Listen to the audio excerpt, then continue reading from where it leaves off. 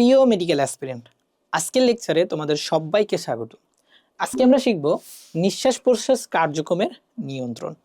তো জুওলজির একটা important topic আজকে আমরা তোমাদের সামনে খুব ইজিলি বলে দেওয়ার ট্রাই করব। দেখো, নিঃশ্বাস প্রশ্বাস কার্যক্রম কি, এটা একটা জটিল প্রক্রিয়া এবং এটা অনেকগুলা জিনিসের সমন্বয়ে হয়। আজকে আমরা যে জিনিসটা শিখব সেটা হচ্ছে স্নায়বিক নিয়ন্ত্রণ, অর্থাৎ নিঃশ্বাস প্রশ্বাস ক্রিয়ায় ব্রেনের যে কাজটা থাকে সেইটাই আমরা শিখব। তো দেখো, আমি একটা ব্রেন আঁকাইছি। এই যে বড় অংশটা তুমি দেখতে পাচ্ছ না, এটার নাম হচ্ছে সেরেব্রাল হেমিস্ফিয়ার, এবং পেছনে আরেকটা অংশ দেখতে পাচ্ছ না, এটার নাম হলো সেরিবেলাম। আমাদের যেই জিনিসটা নিঃশ্বাস প্রশ্বাস ক্রিয়াতে নিয়ন্ত্রণ করে সেটা হলো এই দুটো অংশ। এটার নাম হচ্ছে ভাইয়া পন্স এবং তার নিচেরটার নাম হচ্ছে ভাইয়া মেডুলা। ওকে, মেডুলা। তাহলে এই পন্স এবং মেডুলাতে কিছু সেন্টার থাকে যেটা আমাদের নিঃশ্বাস প্রশ্বাস ক্রিয়াকে নিয়ন্ত্রণ করে। তো এইটা আমাদের সামনের অংশ, এটা আমাদের ব্রেনের পেছনের অংশ। কিভাবে বুঝলাম? সেরেবেলাম সবসময় পেছনে থাকে, ঠিক আছে? তাহলে দেখো তো, মেডুলাতে এই যে সেন্টারটা আছে এটা সামনের দিকে আছে না? সামনে মানে হচ্ছে ভেন্ট্রাল, এই জন্য এটার নাম ভাইয়া ভেন্ট্রাল রেসপিরেটরি গ্রুপ, অথবা এটার আরেকটা নাম আছে নিঃশ্বাস কেন্দ্র। ঠিক আছে, এটার কাজ কি বলতো? এটার কাজ হচ্ছে ভাইয়া আমাদের নিঃশ্বাস অর্থাৎ শ্বাস যে ত্যাগ করে সেই জিনিসটাকে নিয়ন্ত্রণ করে। এখন দেখো, মেডুলার পেছনের দিকে আরেকটা সেন্টার আছে না, এবং এটা পেছনের দিকে থাকে, পেছনকে বলে ডরসাল, এই জন্য এটাকে বলে ডরসাল রেসপিরেটরি গ্রুপ, অথবা এটার অপর নাম কিন্তু প্রশ্বাস কেন্দ্র। আর প্রশ্বাস কেন্দ্রের কাজ কি বলতো? প্রশ্বাস কেন্দ্রের কাজ হচ্ছে আমরা যে অক্সিজেনটা নেব এইটাকে নিয়ন্ত্রণ করে। এবং দেখো, পন্সে আরো দুইটা সেন্টার আছে।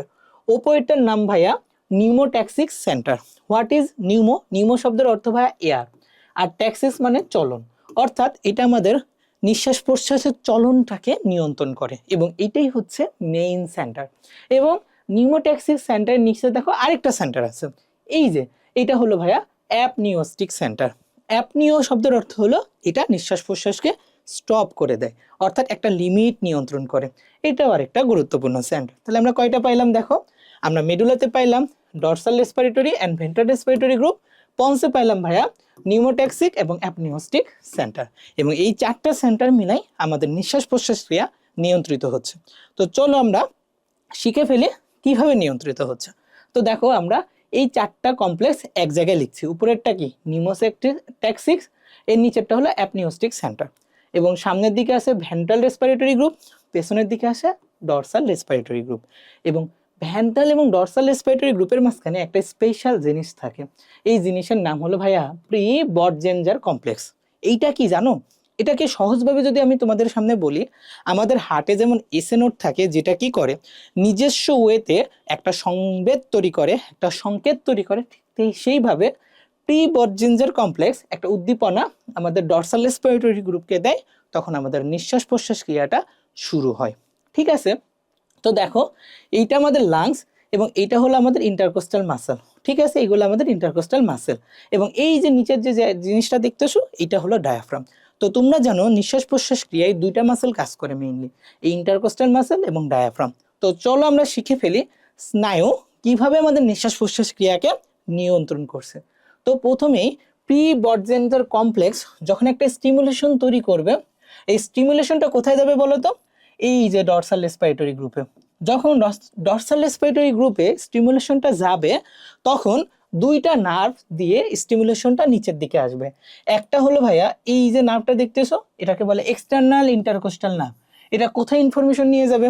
External intercostal মাসেলে। আর আরেকটা নার্ভ দেখো, এই যে এটা কোথায় নিয়ে যাবে বলো তো? এই নার্ভটার নাম হলো ভাইয়া ফ্রেনিক নার্ভ। তো ফ্রেনিক নার্ভ কোথায় নিয়ে যাবে? ডায়াফ্রামে। এখন যখন ইনফরমেশন গুলা এক্সটার্নাল ইন্টারকোস্টাল মাসেল এবং ডায়াফ্রামে যাবে, মাসেলগুলো কন্ট্রাক্ট করবে। মাসেল যদি কন্ট্রাক্ট বা সংকোচন হয়, তখন জায়গা কিন্তু বেড়ে যাবে, অর্থাৎ আমাদের প্রশ্বাস সংগঠিত হবে। তো এই দুটা নার্ভ একত্রে কি করবে? প্রশ্বাস করবে। কতক্ষণ সময়ের জন্য? 2 সেকেন্ডের জন্য।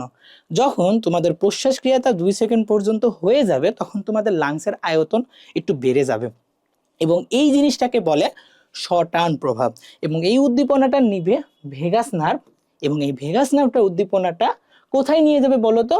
নিউমো ট্যাক্সিক সেন্টারে নিয়ে যাবে। এবং নিউমোট্যাক্সিক সেন্টার আমি বলছিলাম যে এইটা হলো প্রধান আমাদের সেন্টার যেটা নিঃশ্বাস প্রশ্বাস ক্রিয়াকে নিয়ন্ত্রণ করে।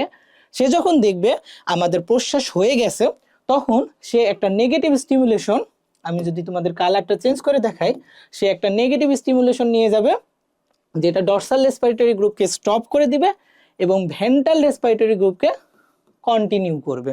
অর্থাৎ এখন তোমার প্রশ্বাস ক্রিয়াটা অফ হয়ে যাবে এবং নিঃশ্বাস ক্রিয়াটা শুরু হয়ে যাবে। এই জিনিসটা এখন ঘটবে। অর্থাৎ এই সময় তোমার এক্সটার্নাল ইন্টারকোস্টাল নার্ভ এবং ফ্রেনিক নার্ভ স্টিমুলেটেড হতে পারবে না। আর স্টিমুলেশন যদি না হয় তখন কি হবে, লাংসে তার পূর্বের অবস্থায় ফিরে আসবে এবং নিঃশ্বাস সংগঠিত হবে। অর্থাৎ তুমি অক্সিজেনটাকে, কার্বন ডাইঅক্সাইডকে বের করে দিবা। এবং এইটা কতক্ষণ সময়ের জন্য ঘটবে? 3 সেকেন্ডের জন্য।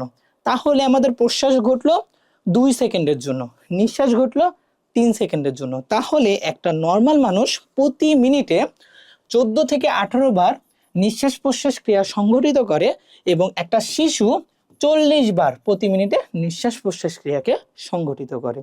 তো এইটাই ছিল আমাদের স্নায়বিক নিয়ন্ত্রণের সবচেয়ে ইজিয়েস্ট এক্সপ্লেনেশন, যেটা তোমাদের মেডিকেল ভর্তি পরীক্ষার জন্য অনেক বেশি ইম্পর্টেন্ট। তো ধন্যবাদ সবাইকে। আসসালামু আলাইকুম ওয়া রাহমাতুল্লাহ।